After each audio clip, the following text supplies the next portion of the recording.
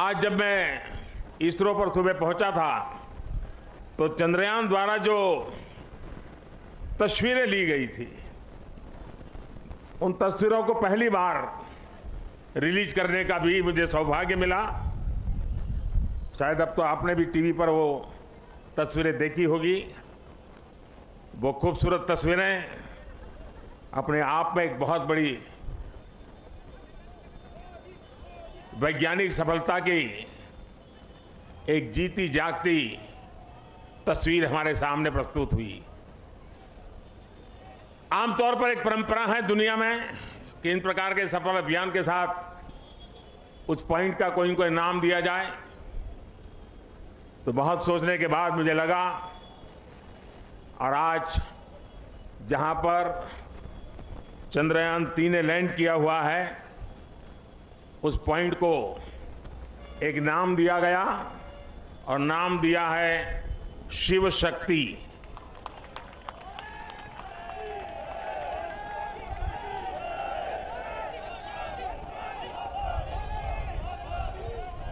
और जब शिव की बात होती है तो शुभम होता है, और शक्ति की बात होती है तो मेरे देश की नारी शक्ति की बात होती है।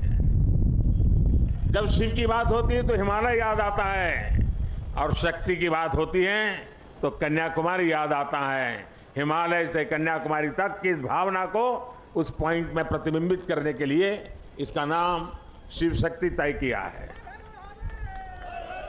इसके साथ ही 2019 में चंद्रयान 2,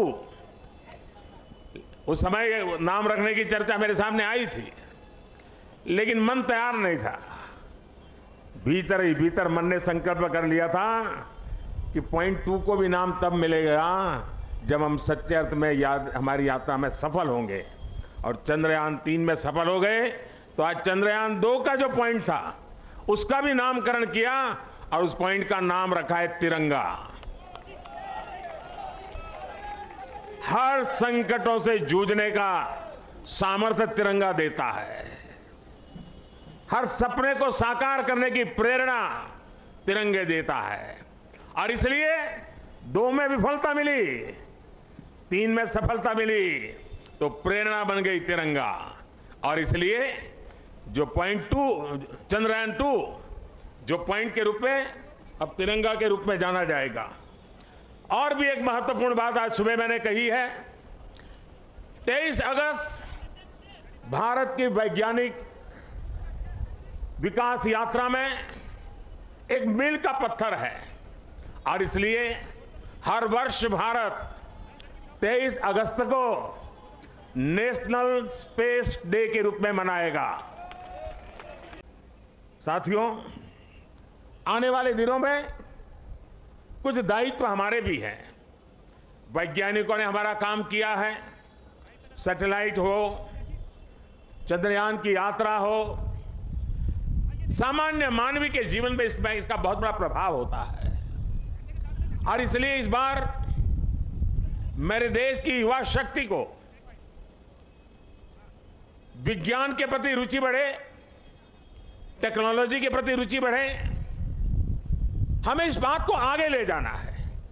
हम सिर्फ उत्साह, उमंग, नई ऊर्जा, सिर्फ इतने से अटकने वाले लोग नहीं हैं। हम एक सफलता प्राप्त करते हैं तो वहीं पर मजबूत कदम रख के नए उछाल के लिए तैयार हो जाते हैं। और इसलिए गुड गवर्नेंस के लिए,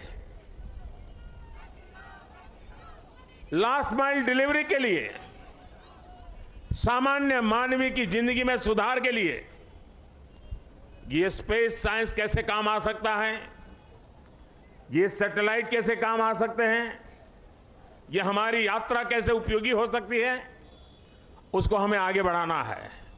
और इसलिए मैंने सरकार के सभी विभागों को सूचित कर रहा हूं कि वे अपने अपने विभाग में जो जन सामान्य से जुड़े काम है उन कामों में स्पेस साइंस का, स्पेस टेक्नोलॉजी का, सैटेलाइट के सामर्थ्य का डिलीवरी में कैसे उपयोग करें,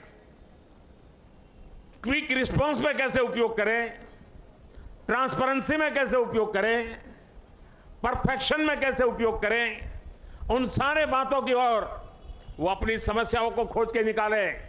और मैं देश के नौजवानों को आने वाले दिनों में हैकेथॉन ऑर्गेनाइज करना चाहता हूं। पिछले दिनों कई हैकेथॉन में देश के लाखों विद्यार्थी 30-30, 40-40 घंटे नॉन स्टॉप काम करके बढ़िया बढ़िया आइडिया दिए हैं और उसमें से एक वातावरण पैदा हुआ है। मैं आने वाले दिनों में ऐसे हैकेथॉन की बड़ी श्रृंखला चलाना चाहता हूं ताकि देश का जो यंग माइंड है, यंग टैलेंट है और जो जन सामान्य की मुसीबतें हैं, इसके सॉल्यूशन के लिए ये स्पेस साइंस, सैटेलाइट से टेक्नोलॉजी उसका उपयोग करें, उस दिशा में हम काम करेंगे।